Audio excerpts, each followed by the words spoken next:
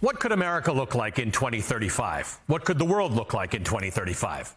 A decade is a peculiar amount of time. It's short for the history books, but it's long for a life. In 10 years, governments can change hands, allies can shift, and the very fabric of nations can fold and flatten in ways that affect the entire world. My former colleague, Melissa Chan, and the activist artist Badu Cao have considered the potential reality of 2035 in their new dystopian graphic novel, You Must Take Part in the Revolution. In Chan and Badu Cao's 2035, a proto-fascist America is at war with a techno-authoritarian China. Taiwan is divided in two, and the threat of nuclear escalation looms across the globe. In the pages of this book, there's no good or bad government. The power is the problem. We meet our heroes, Andy, Maggie, and Olivia in Hong Kong. They're young, idealistic, and brave. The three of them want change, and they want freedom, but they diverge over how best to achieve it. Through the course of You Must Take Part in the Revolution, our protagonists are confronted with just how much the freedom, the change, and the resistance they're fighting for is going to cost them. The pages of the graphic novel are filled with predominantly black and white illustrations. The drawings, shadowy and fluid with blended boxy edges, masterfully portray emotion. Detailed faces with furrowed brows, clenched jaws, and animated eyes depict anguish, bravery, love. Not everything is black and white, though. There are moments that are underscored with bursts of red and yellow jumping off the pages like shotgun blasts. While You Must Take Part in the Revolution can stand on its own as a salient warning and a welcome addition to the increasingly popular dystopian literary canon in America, it's worth understanding how much of Chan and Badu Cao's personal experience is included on the page. Chan lived and worked in China until she was expelled in 2012. Her work as a broadcast and print journalist has been dedicated to shining a light on the rise of global authoritarianism and human rights atrocities. Badu Cao, a native of China, has been a political cartoonist and a satirist for well over a decade, only revealing his face in a 2019 documentary. He's been targeted by Chinese authorities and nationalists in attempts to silence him and to put an end to his artistic criticisms of the government. So when you purchase You Must Take Part in the Revolution from your local bookstore or you take it out from the library, I suggest you read it twice. Once through the lens of the journalist Melissa Chan, and once again through the lens of the activist Badu Cao. The novel succinctly delivers two different messages: how to hold those in power to account and how to push those in power to act differently.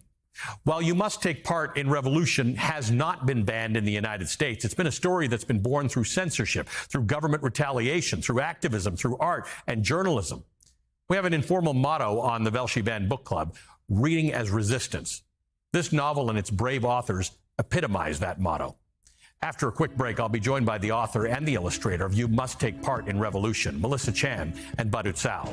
Don't miss this special edition of the Velshi Band Book Club. Today's meeting of the Velshi Band Book Club is now officially underway. I'm joined by the co-authors of today's Velshi Band Book Club feature, You Must Take Part in Revolution. Melissa Chan is a veteran journalist and my former colleague, and Badu Cao is an activist, artist, and editorial cartoonist. Welcome to both of you. Thank you for being with us.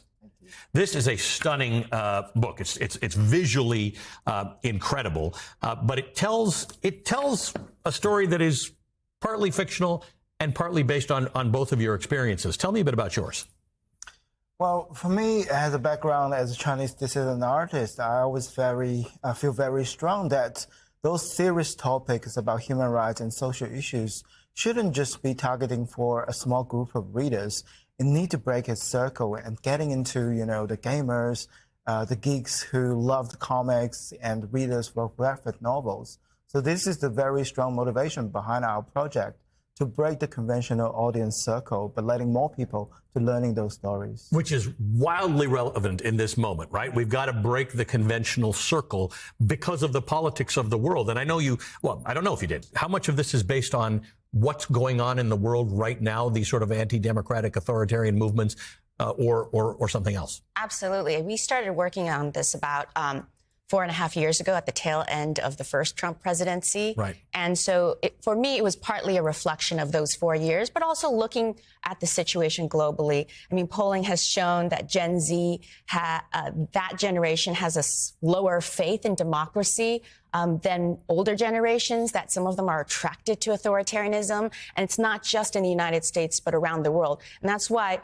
we decided, we should do something that is essentially a 264-page comic book. But young people these days, their attention spans are like swipe, swipe, swipe on the smartphone. So they can barely finish books, right? And so we're hoping a book of this type would work for both adults and young people. How much, Baruchao, has your experience being from China informed this? Very much so. I mean, I always feel every art project, including a graphic novel, is a sort of self-portrait as well. So the story through those young characters that going through is reflecting my life experience as well, that I have been censored by the Chinese government, that my family will be harassed by the Chinese government. My own safety is always on the table, is always in a questioning situation, that I always have look on my shoulder all the time, is reflecting on the experience of the difficulty for those young protesters we created in this story. Some of it is based, in fact, on the protests that we all followed in Hong Kong. And Hong Kong is a different place now. There was real hope for those protesters. They thought they might have certain influences on the government, and for a little while it looked like they might have. But ultimately, Hong Kong is instructive for people today. Absolutely. And we started working on this right when the momentum for the protests were losing steam, partly because of police action, but also because COVID and the pandemic had slowed things down there. So in some ways, I was born in Hong Kong, and so I wanted to do a bit of a tribute to that movement because they were so heroic and so much of the protest was largely peaceful. And one of the themes of the book is, you know, nonviolent versus violent resistance. This is an age-old sort of tussle in terms of the strategy of activists. So that's something we also explored. Baruchao, you said you've been censored. Censorship is a through line in this book. It comes up a lot. Talk to me about how you communicate the concept of censorship, particularly to audiences who aren't familiar with it. I mean, we know censorship intellectually, but we're living in a world right now in America where we're seeing it play out. Well, actually, there's a quite surreal scenario about this book regarding to China's latest AI, DeepSeek. Before this book is coming out, it's already censored by this very AI world machine. Wow. And Chatbot, yeah. so what happened is we basically asked the AI to giving a review of the book. And for the first maybe 3 seconds, they're popping out some knowledge, introduction of us and the book, and suddenly the information just gone. While you're doing this on DeepSeek, while you're using the AI. Yeah. And instead, it erased the answer and replace it as something saying, let's talk about something else. I mean, that's extra dystopian because this was before the book was published. So here we had a Chinese AI chatbot censoring us before publication, pre-banning. I thought that was just wild and frankly aligns with the themes of the book. That's a whole different category for the Velshi Book Club, books that are pre-banned. Melissa, let's talk about Andy, about Maggie and Olivia. You focused this on young people. So not only are young people to some degree the audience, but tell me about the young people you focused on. I mean, the young people are in many ways characters. I mean, this is fictional work. They're amalgamation of a little bit of both of us and the experiences of the people we spoke to over the years, especially for me as a journalist. I've interviewed so many dissidents, not just in China, but also in Russia. And one thing that doesn't get translated very strongly in a lot of the articles, because often they're asked to quote about China and Russia, but you don't see the personal cost it takes on them. There's a loneliness to being a dissident and activist. There's a toll, and the toll is very different depending on what you decide to do. And so that's another theme of our book, which is that, yes, you should stand up to authoritarianism, but each person decides how they will do so, and there is a concurrent cost to that.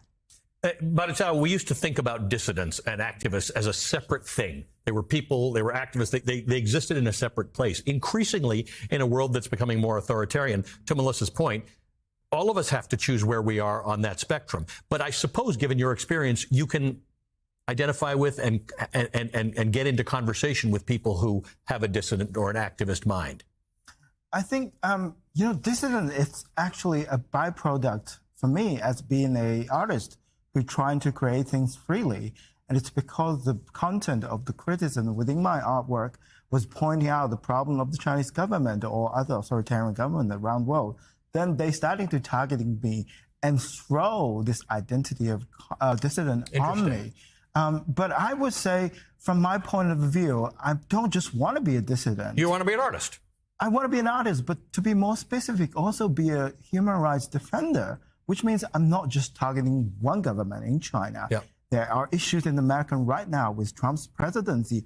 That this book is not shy from the criticism against Americans' issue and a potential fascism tendency in this country as well. And that this is important because, Melissa, your experience also allows you to see the similarities. And unfortunately, there are far more similarities through history and across the world about authoritarian regimes versus democratic regimes.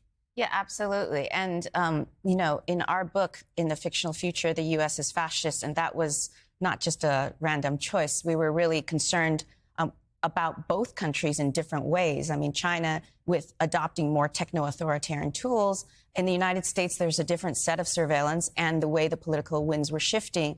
I just felt that even though we were writing this at a time when it was mostly the Biden administration, I joke like a horror film always has a sequel, and Trump or some kind of manifestation of that movement will be back. One of the things about what we're seeing right now is that it has echoes in the 1930s in Germany, in Spain, in Italy. This techno-authoritarian idea is something we're not yet familiar with, although we're suddenly becoming familiar with it with this Doge experiment in America. What does it mean?